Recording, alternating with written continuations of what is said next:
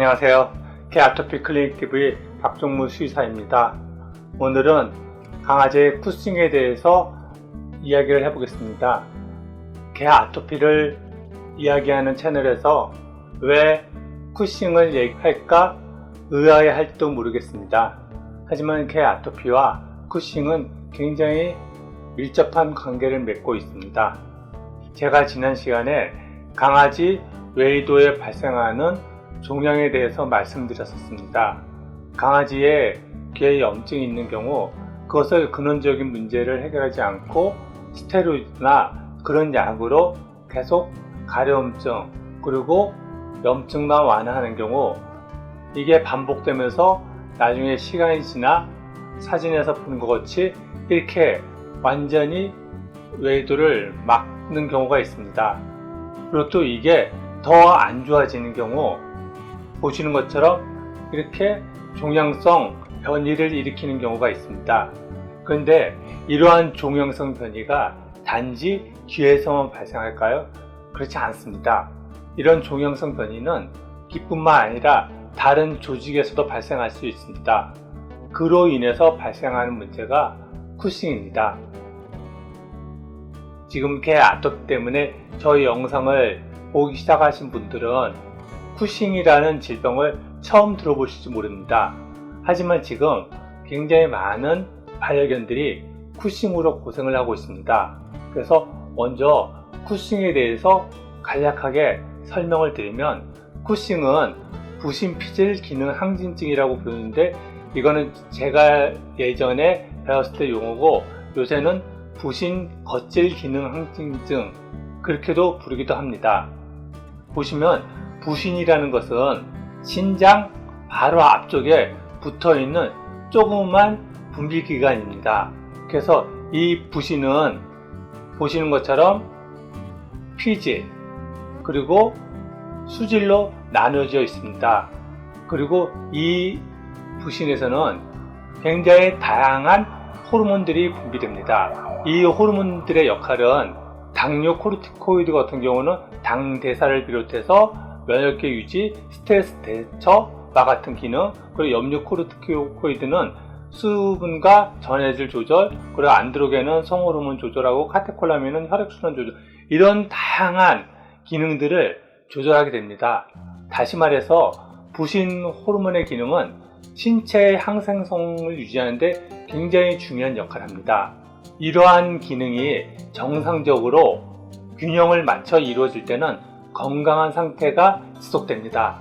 하지만 이런 호르몬 분비에 어떤 문제가 있을 때 이런저런 질병이 나타나는데, 그 중에서도 특히 우리가 스테로이드 호르몬이라고 하는 코티손이나 그런 호르몬이 과다하게 분비되는 경우 쿠싱, 부신피질 기능 항진증이 발생합니다.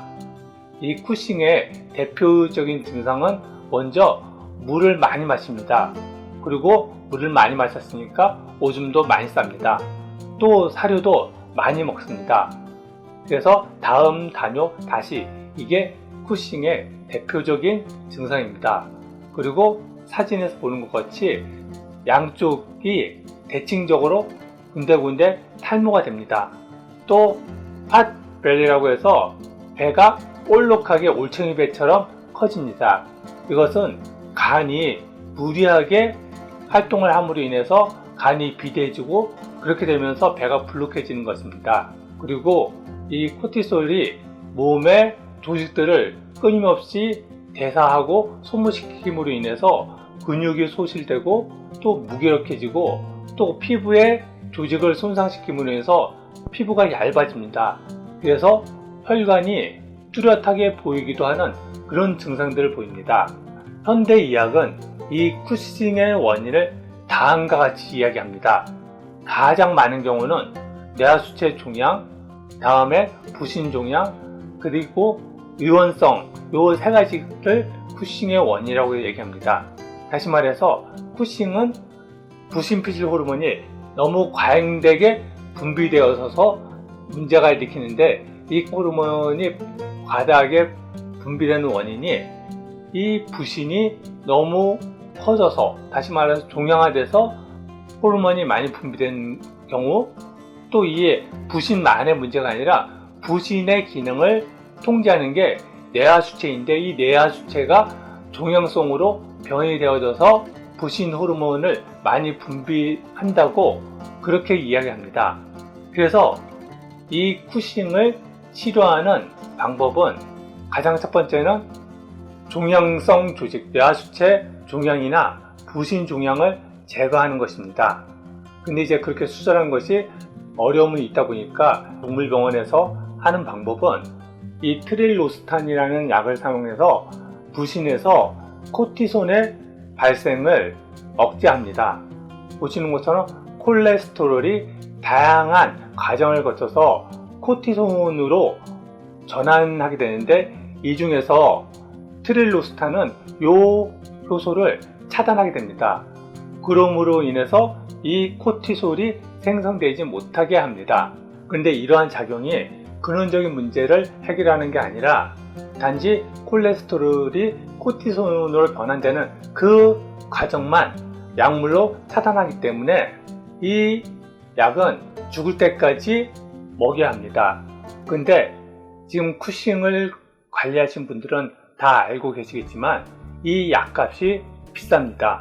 또 이 약을 지속적으로 먹는 경우 이런저런 부작용 또한 발생합니다. 그래도 다른 방법이 없기 때문에 지금 쿠싱으로 고생하고 있는 반려견들은 이 약물을 계속 먹을 수밖에 없는 그런 상태입니다. 지금 쿠싱을 관리하고 계시는 보호자분들은 쿠싱에 대해서 설명한 이 내용들은 다 알고 계시는 내용들입니다.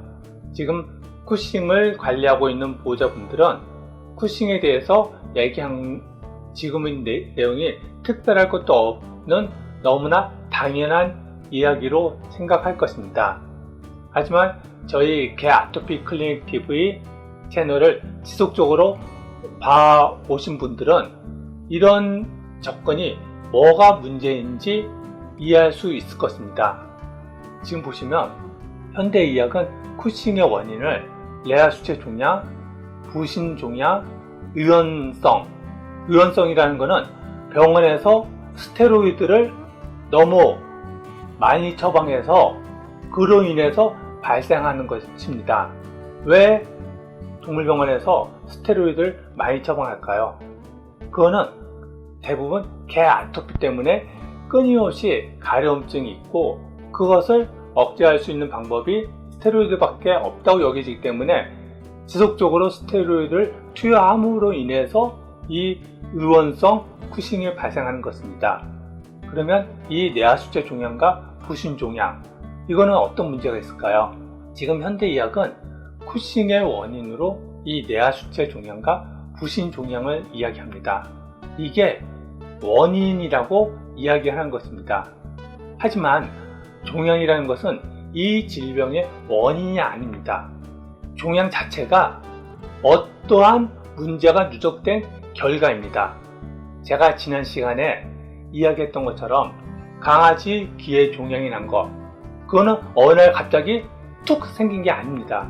귀 종양이 생긴 거는 귀에 염증이 계속 있었고 그것을 근원적인 문제를 해결하지 않고 계속 다양한 약물로 억제하고 하다 보니까 조직이 부어오르고 그리고 나중에 그 조직이 종양성으로 전이를 하게 된 것입니다.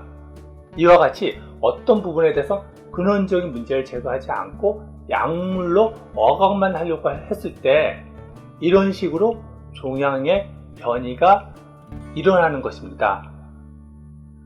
뇌하수체 종양과 부신 종양 또한 마찬가지입니다.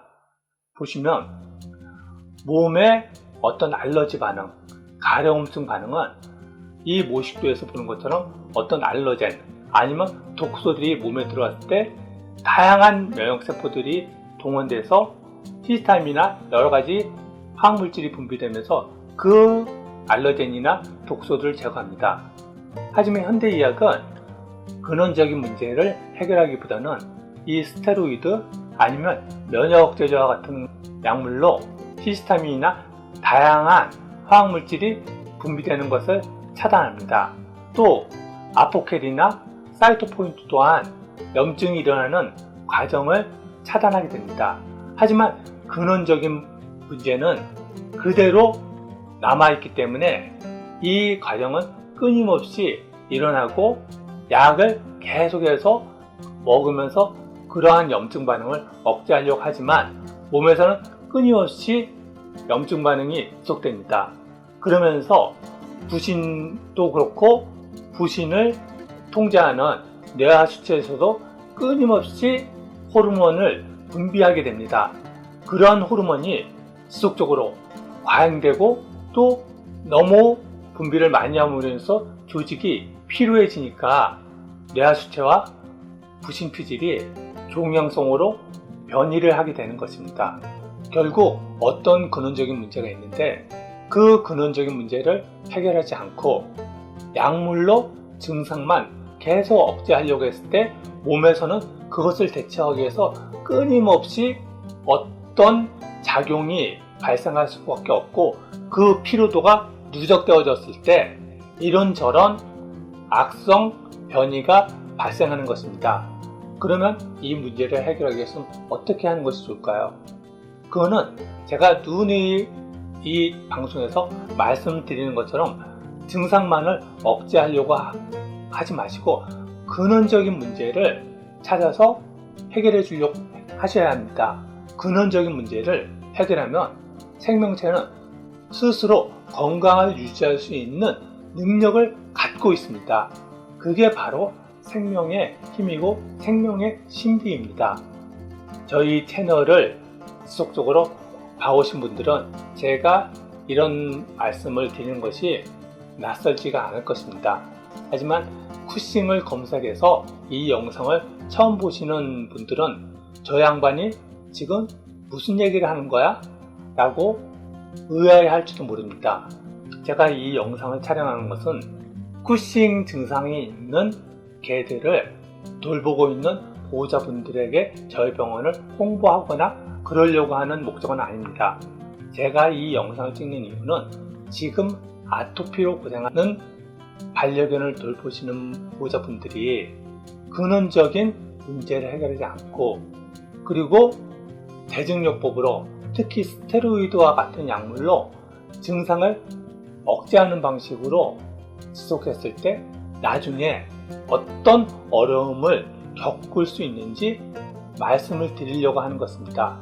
지금 정말 많은 개들이 쿠싱으로 고생을 하고 있습니다. 그리고 절대로 낫지 않습니다. 그렇기 때문에 그런 상태가 되지 않도록 초기에 방지를 하는 것이 좋습니다.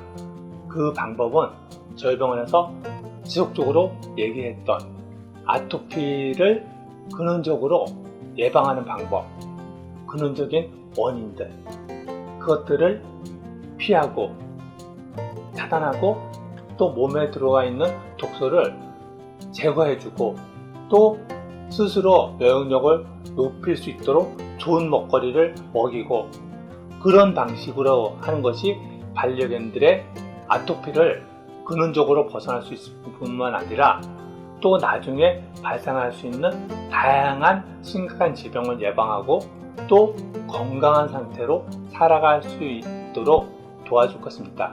네, 오늘은 개 아토피와 쿠싱의 관계에 대해서 말씀을 드렸습니다.